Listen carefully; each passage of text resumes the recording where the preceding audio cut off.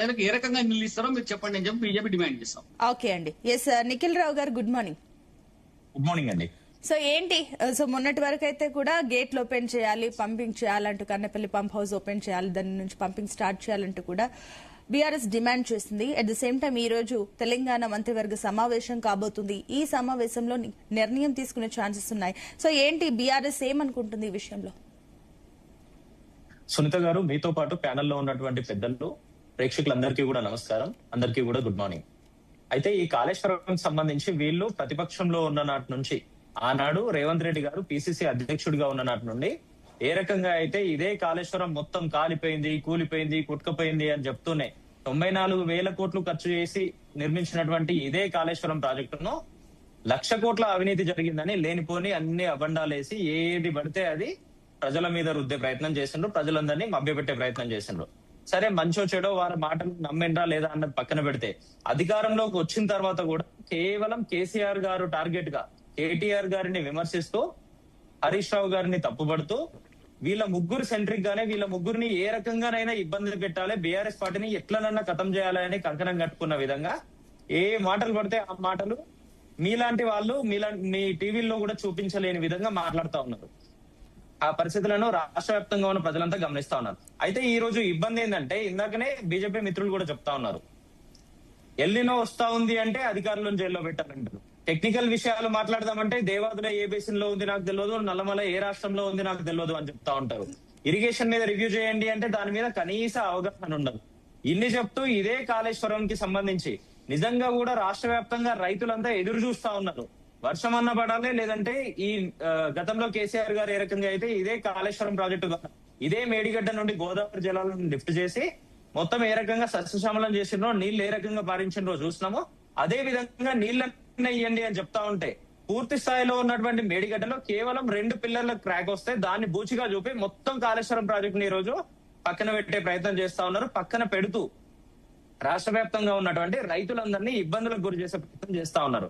అయితే ఇక్కడ ఒక్కసారి గమనిస్తే ఏంటంటే, వీళ్ళే మొత్తం కాలిపోయింది, కూలిపోయింది అని చెప్తున్న ఇదే కాళేశ్వరానికి సంబంధించి ఇదే కాళేశ్వరంలో భాగమైనటువంటి అన్నారం సుందిల్లా ప్రాజెక్టులకు కూడా ఏమైనా ఇబ్బందులు జరిగే అవకాశం ఉందా అని వీళ్ళ అధికారంలోకి వచ్చిన తర్వాత వీళ్ళ ప్రభుత్వంలో భాగస్వామిగా ఉన్నటువంటి కోదండరాం గారు శాసన మండలి వేదికగా ఇదే నీళ్ల శాఖ మంత్రి ఉత్తమ్ కుమార్ రెడ్డి గారిని అడిగిందండి. అడిగితే లేదు అన్నారం సుందిల్లా బ్యారేజ్ చెక్కు జరగకుండా ఉన్నాయని నిండు శాసన మండలిలో వారు ఇచ్చినటువంటి రిపోర్ట్ ఇది. అయితే ఇక్కడితో ఆగకుండా మొత్తం కాళేశ్వరం కాలిపోయింది అని ఒకవైపు చెప్తూనే ఇదే కాళేశ్వరం ప్రాజెక్ట్ లో భాగమైనటువంటి మల్లన్న సాగర్ 50 టీఎంసీల కెపాసిటీతో ఏదైతే మేము నిర్మాణం చేసినామో అదే మల్లన్న సాగర్ నుండి హైదరాబాద్ కు తాగునీళ్లు తీసుకురావడానికి 7,000 కోట్లతో ఇదే కాంగ్రెస్ ప్రభుత్వం జీవోలు ఇచ్చి ఇదే రేవంత్ రెడ్డి గారు నిన్నగాక మొన్న హిమాయత్ సాగర్ పరిసర ప్రాంతాల్లో కొబ్బరికాయలు కొట్టినటువంటి నిజంగానే కూలిపోతే ఈ 7,000 కోట్లతో జీవోలు ఎవరిని మభ్యపెట్టడానికి ఇచ్చిండ్రు, ఏ కాంట్రాక్టర్లకు దోచిపెట్టడానికి ఇచ్చిండ్రు, ఏ కమిషన్ల కోసం ఇచ్చిండ్రు అనే దానికి వీళ్ళ దగ్గర సమాధానం ఉండదు.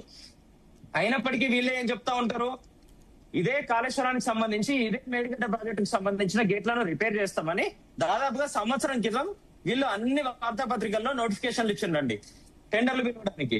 ఈ రోజు వరకు కూడా సంవత్సరం గడుస్తా ఉన్నా కూడా దాని మీద సమాధానం చెప్పే పరిస్థితి. అయినప్పటికీ ఇప్పుడు ఉన్నటువంటి పరిస్థితులను దృష్టిలో పెట్టుకొని బీఆర్ఎస్ పార్టీగా మా కేటీఆర్ గారి నాయకత్వంలో ఇదే కన్నేపల్లి పంప్ హౌస్ ను విజిట్ చేసినాం.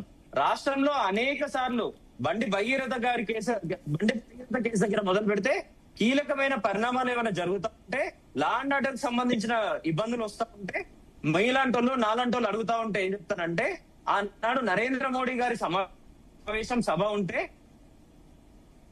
చేసినాము, కొద్దిగా సమయం ఇవ్వండి, మా దగ్గర పోలీస్ ఫోర్స్ లేదు అని చెప్తా ఉన్నారు. కానీ ఈ రోజు ఏం చేస్తారంటే, మా నాయకుడు కేటీఆర్ గారు ఇదే కన్నెపల్లి పంప్ హౌస్ ను విజిట్ చేయడానికి పోతా ఉంటే అక్కడ నిజంగా ఉన్నటువంటి పరిస్థితులను, నిజంగా ఉన్నటువంటి నీళ్లను రాష్ట్ర రైతాంగానికి చూపించే ప్రయత్నాలు చేస్తా ఉంటే అడుగడుగున అడ్డుకుంటా ఉంటారు. వందలాది వేలాది మంది పోలీసులను పెట్టి ఎక్కడికక్కడ నిర్బంధించే ఆలోచన చేస్తా ఉంటది ఇదే కాంగ్రెస్ ప్రభుత్వం, ఇదే రేవంత్ రెడ్డి గారి నాయకత్వం.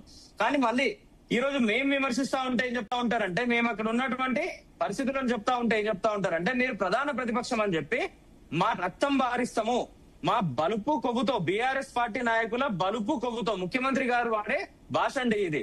రాష్ట్ర ప్రజలను ఉద్దేశించి మాట్లాడుతా ఉన్నప్పుడు, మీడియా సమావేశంలో మాట్లాడుతా ఉన్నప్పుడు బీఆర్ఎస్ పార్టీ నాయకుల రక్తం బారిస్తాము అని ఏ రకంగా మాట్లాడిందో రాష్ట్రం అంతా చూసింది. అయినా కూడా మేము ఎక్కడ భయపడకుండా ఎక్కడ వెనక్కి తగ్గకుండా సరే మా రక్తం ఇవ్వడానికి కూడా సిద్ధంగా ఉన్నామని చెప్పి మేము మా రక్తాన్ని కూడా తీసుకొని ఇదే రేవంత్ రెడ్డి గారికి పంపే ప్రయత్నం చేశాం. మా రక్తం తీసుకొని అయినా సరే మీరు కనీసం రైతులకు నీళ్లు ఇవ్వండి, రైతులను ఇబ్బందులు పెట్టకండి అని చెప్పినాం. అయితే ఒక అడుగు ముందుకేసి రాష్ట్రంలో గతంలో ఉద్యమం సమయం నుండి అనేక విషయాలుగా అనేక రకాలుగా ఇదే నీళ్లకు సంబంధించి కొట్లాడినటువంటి అనేక మంది ఇంజనీర్లు తెలంగాణ విశ్రాంత ఇంజనీర్ల సంఘం నుండి నిజంగా కూడా ఇదే మేడిగడ్డ నుండి నీళ్లు ఏ రకంగా ఎత్తొచ్చని స్పష్టంగా వాళ్ళు రాష్ట్ర ముఖ్యమంత్రి గారికి లేఖ రాసిండ్రు, అనేక రకాల సలహాలు సూచనలు ఇస్తూ. ఆ ఇంజనీర్లను కూడా ఏ రకంగా మాట్లాడతారంటే, మీరు ఇదే విధంగా మాట్లాడుతూ ఉంటే, ఇదే విధంగా సలహాలు సూచనలు చేస్తా ఉంటే బెల్ టు ట్రీట్మెంట్ ఇస్తాము మీకు అని చెప్తా ఉంటారు.